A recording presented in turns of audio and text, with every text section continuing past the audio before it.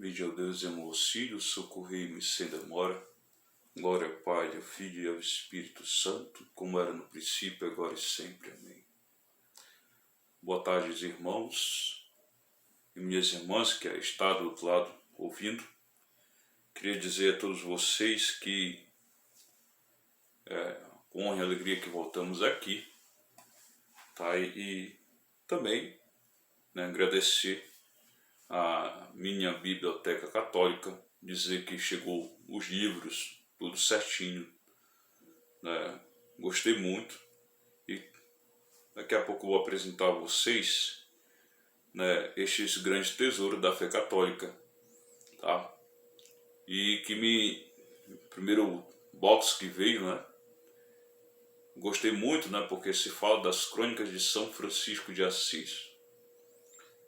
Eu, por algum momento na minha vida, né, durante 10 meses, pertencia a uma comunidade de franciscanos, frades menores, né, franciscano da Imaculada, né, fundada pelo padre Stefano Maria Manelli, cofundador do padre Gabriel Maria,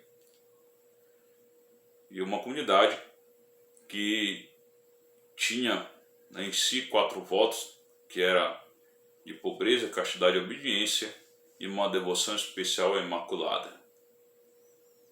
Mas eu queria deixar nesse vídeo uma mensagem. Estava agora há pouco assistindo um filme bastante interessante, hoje 17 de maio, na Netflix. Um filme que resulta muito a nossa fé cristã hoje. Tudo aquilo que o cristianismo permeia por volta desta época em que o filme se passa. E é um filme bastante fiel à origem, né, da história da igreja antiga, que é o Paulo, apóstolo de Cristo, né, que tem alguns atores aí com os nomes, mas eu não lembro muito bem, mas é um recente, novo, né, que retrata bastante interessante a vida da comunidade em si, daquele período. No início do cristianismo, né, época em que o povo era chamado o povo do caminho, né.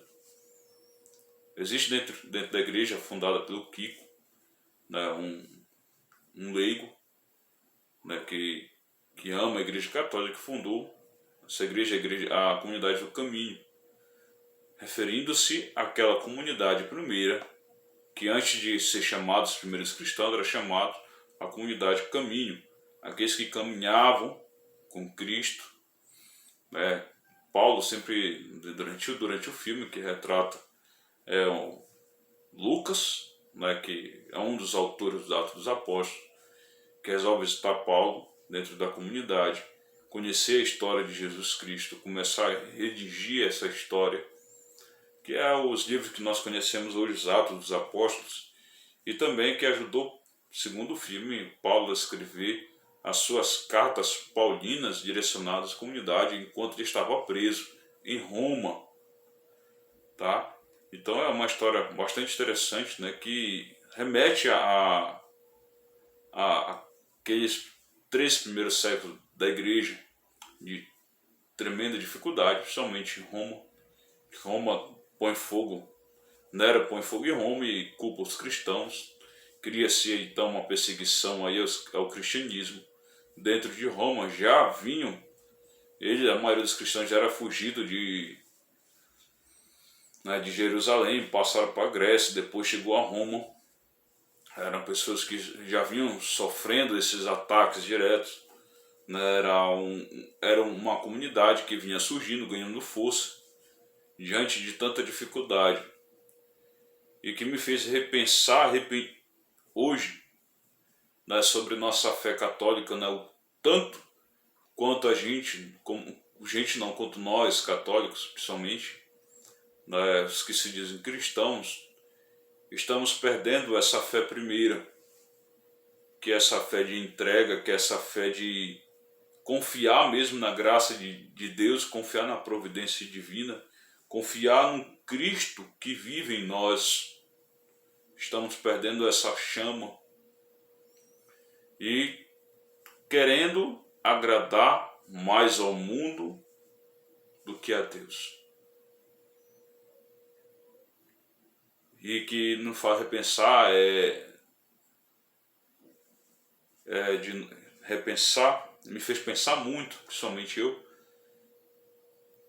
que cristianismo é esse que estou pregando, estou vivendo em minha vida. E ao longo do filme que estava assistindo, chegou esse livro da minha biblioteca católica, que é bastante interessante. Ó, boxezinho. Gostei da capa, do surpresa. Vinha um papel de presente embrulhado nesse box aqui, tá? Gostei muito do box. Parabenizar aí aos empreendedores. Aqui chegou aqui os Santos Franciscanos, que fala dos Santos Franciscanos. Aqui um ícone de São Francisco, uma oração atrás, tá? Ainda não abri, ainda vou abrir ainda para ler. Aqui chegou os escritos completos de São Francisco, tá? Que é bastante interessante. E talvez,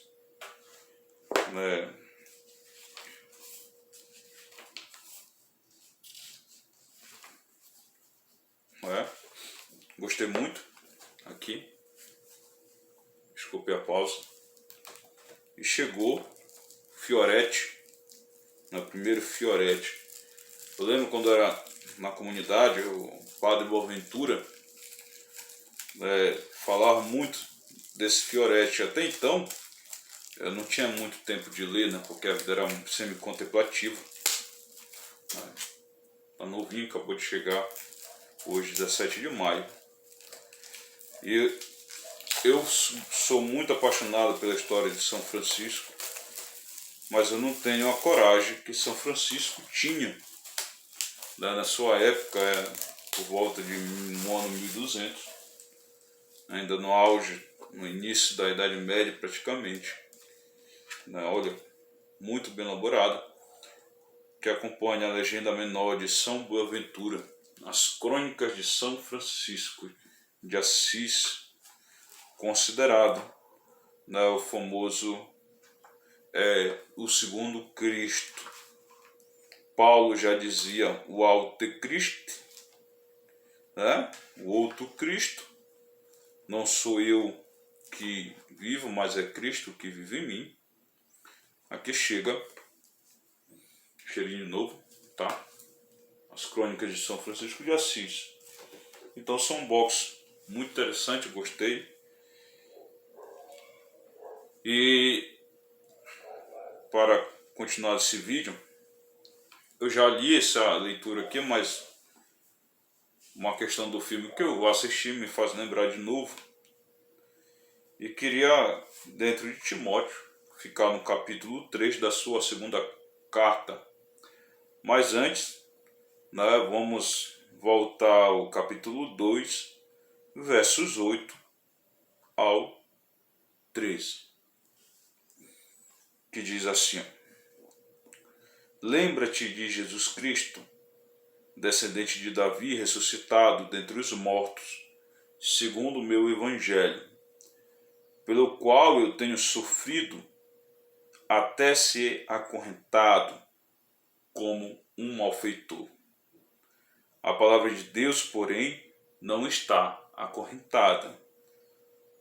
Por isso tudo suporto, por causa dos eleitos, e para que eles também alcancem a salvação que está em Cristo Jesus, com glória eterna.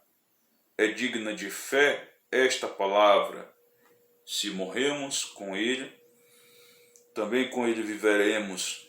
Se resistimos com Ele, também com Ele reinaremos. Se o negamos, Ele também nos negará. Se lhe somos infiéis e, no entanto, permanece fiel, pois não pode negar-se a si mesmo. Tá? Então, diante daquilo, ele exorta a Timóteo a ser um bom bispo, era um bispo novo dentro da comunidade. que ele perseguia, eu não lembro qual comunidade. Tem outra parte que diz assim, não sei se era, não lembro se é em Troide, mas em outra passagem vamos ler. Mas o que me deixa evidenciado aqui com vocês, a forma que Paulo escreve dentro da Sagrada Escritura é uma linguagem bastante atualizada, embora seja um período de mais ou menos de 2000 ou mais anos, tá? Estamos em 2021, levando aqui o tempo, né, quando foi promulgado aí o calendário romano, se perdeu 3 ou 4 anos para mais ou para menos, né? Parece aquelas estatísticas, né, que se aparece aí muito em telejornais. Mas é bastante atualizada, pois se trata de pessoas, de pessoas para pessoas, não muda muita coisa, é a mesma coisa, porque somos seres humanos, que contêm carne e ossos. Dentro dessa nossa somaticidade que Paulo fala, que somos espírito, alma e corpo, dentro daquilo da nossa humanidade, somos tudo parecido. Nascemos, crescemos, envelhecemos e morremos. Ou, por alguma ironia do destino, nascemos e morremos. Não crescemos, e se crescemos, ao crescer, morremos também. Então a morte não está em nossas mãos. Porque, todo vídeo que você fala de morte. Aí no filme relata que Paulo está ali com Maurício, o prefeito Maurício, que estava preso, falava dessa questão do quando a pessoa vai velejar, que pega a água, põe as mãos e essas águas começam a escorrer pelas mãos. A vida não está em nossas mãos, ela escapa. Mas chegamos à imensidão do mar, que é a eternidade, na profundeza. Então a vida do cristianismo, uma vida do cristão é profunda e nos convida diariamente a buscar a fé. A fé em Cristo é impressionante. Em 2014, se eu não me engano, eu escrevi um artigo, não lembro muito, 2014 ou 2011, escrevi um ensaio para a morte, que fala justamente disso, da tendência do cristianismo de olhar para a morte, não como fim da vida, mas como começo, como início. Porém, nos primeiros cristãos, naquele período, temos aí relato de Santo Inácio de Antioquia, que foi martirizado, São Policarpo Quaresma, Perpétua Felicidade, que foi entregue ao Coliseu Romano. Hoje, lá onde o Papa Francisco celebra, acho que em toda a Páscoa tem um período histórico, geralmente também no Corpus Christi, ele vai celebrar lá, mas para fazer memória aos primeiros cristãos, que muitos ali morreram pelas feras, pelos lobos, deixados os touros ali para bater nos cristãos, onças, tigres, que comiam mesmo, os cristãos ali, para morrer. Isso desde crianças aos mais velhos.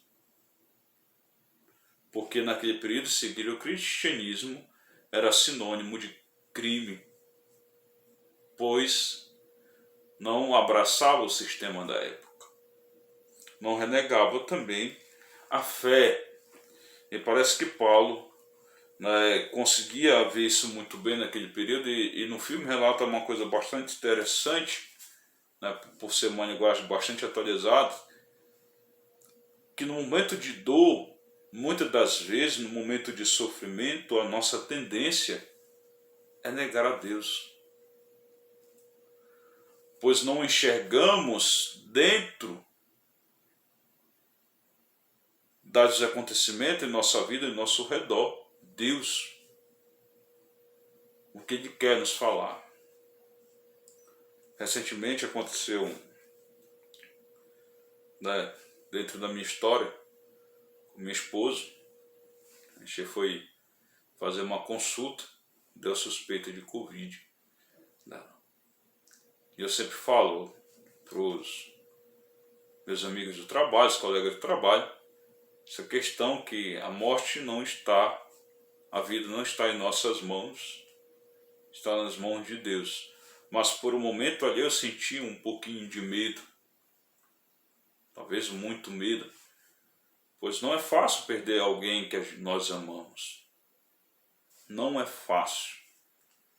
Se eu dizer para você que é fácil, eu sempre costumo dizer que de fato a vida é um risco, mas pensar dessa forma faz doer o coração.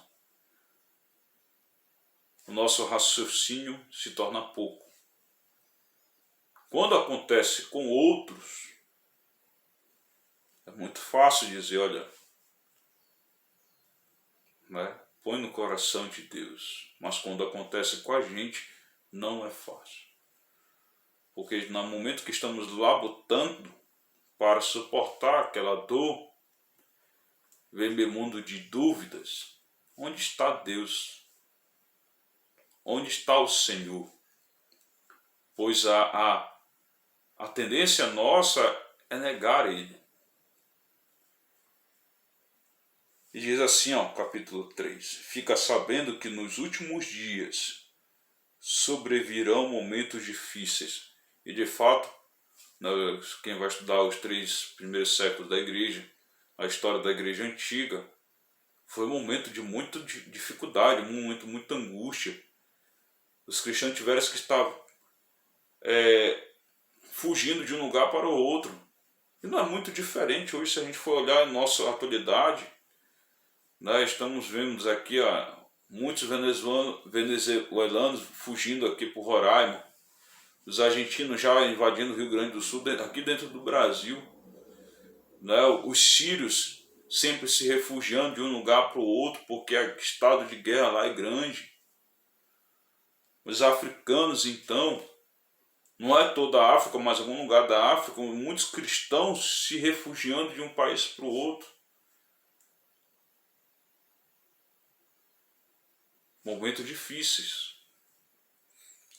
As pessoas serão egoístas, avarentas, presunçosas, soberbas, difamadoras, rebeldes a seus pais, ingratas, ímpias, sem coração, implacáveis, caluniadores, inconvenientes, desumanas, inimigas do bem, traidoras, insolentes, presunçosas, mais amigas dos prazeres do que de Deus, tendo aparência da piedade, mas negando sua eficácia. Foge também dessa gente. Deles fazem parte os que entram pelas casas e levam cativas as mulherinhas cheias de pecados, envolvidas por várias paixões, sempre aprendendo, sem nunca chegar ao conhecimento da verdade. Assim como Janes e Mambres resistiram a Moisés, assim também esses, tais resistem à verdade. São pessoas com a mente corrompida, reprovadas quanto à fé, mas não irão longe, porque sua insensatez ficará manifesta diante de todos, como ficou daquele 2. Tu, porém, que tens seguido cuidadosamente no ensino, na maneira e proceder no agir, nos apóstolos, na fé, na longanimidade, no amor, na constância, nas perseguições e sofrimentos que me sobrevieram em Antioquia, Icônio e Listras. Que perseguições suportei, mas de todas o Senhor me livrou. Aliás, todos os que quiserem viver piedosamente no Cristo Jesus serão perseguidos.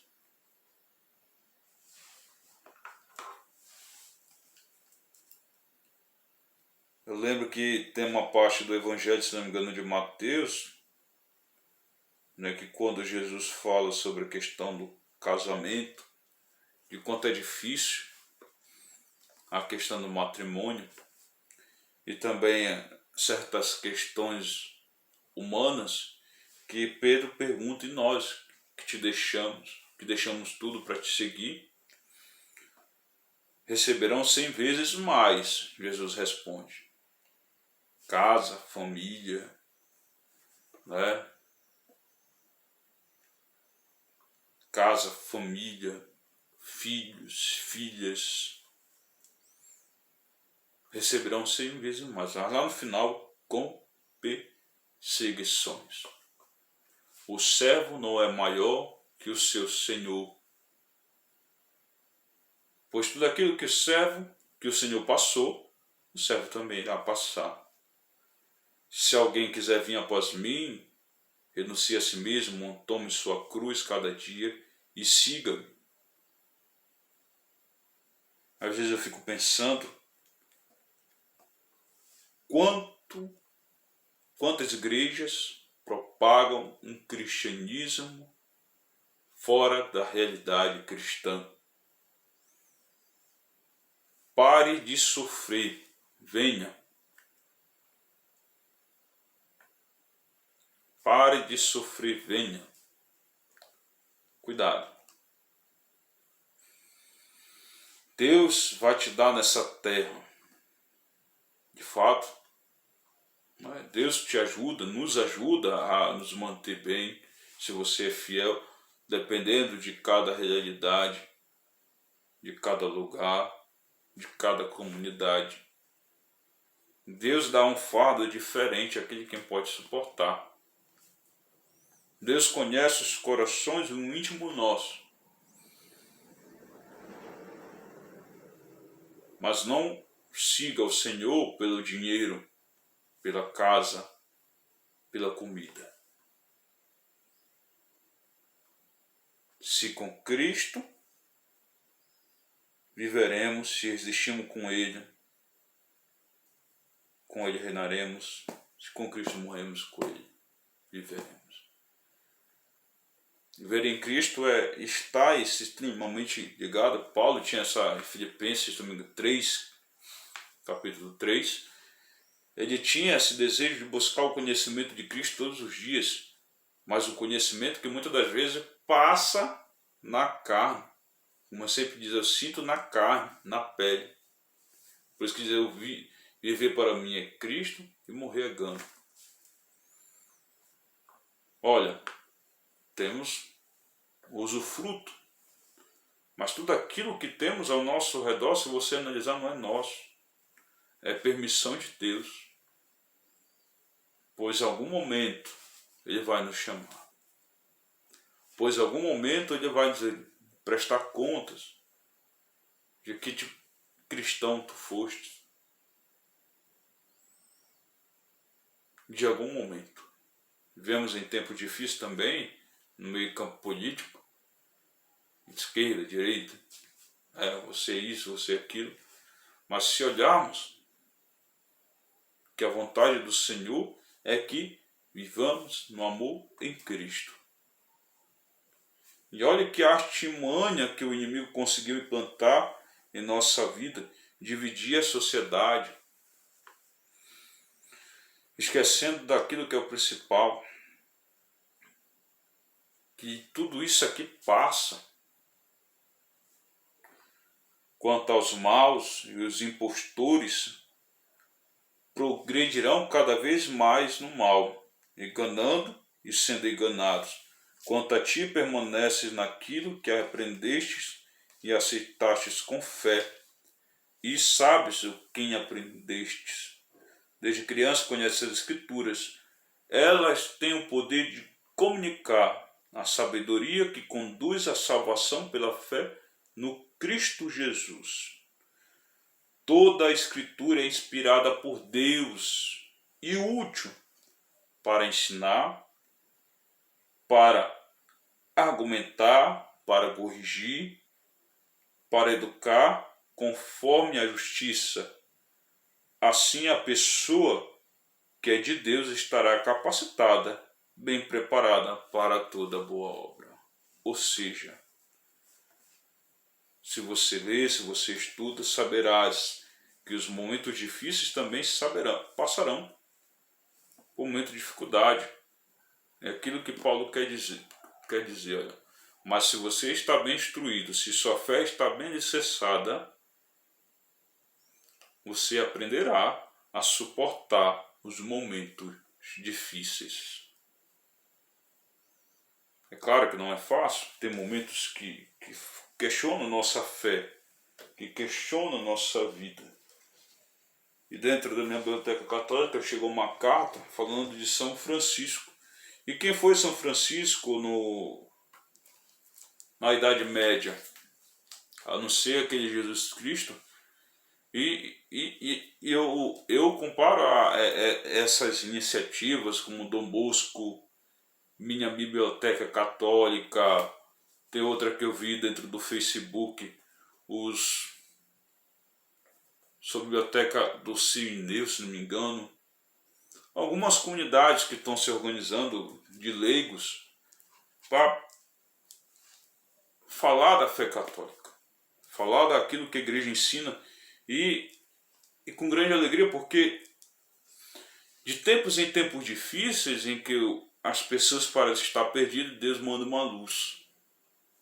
E isto aqui é uma luz. Imagine, isso aqui é um boxzinho de R$ 60,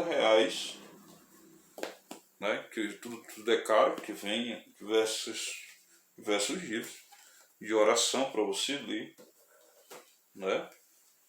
O que eu estou querendo dizer com isso?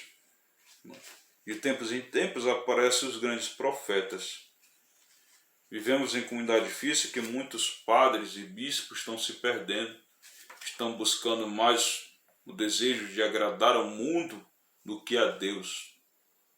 Estes dias eu vi um vídeo que me deixou bastante triste, né? Até comentei, volta logo Jesus, né? Numa Sagrada Comunhão de uma missa, colocaram um rapaz, eu não conheço, também não posso dizer quem é, porque eu também não sei quem é, tá?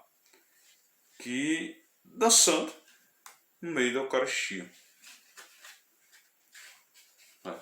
Uma dança totalmente, né, fora completamente da liturgia, tá?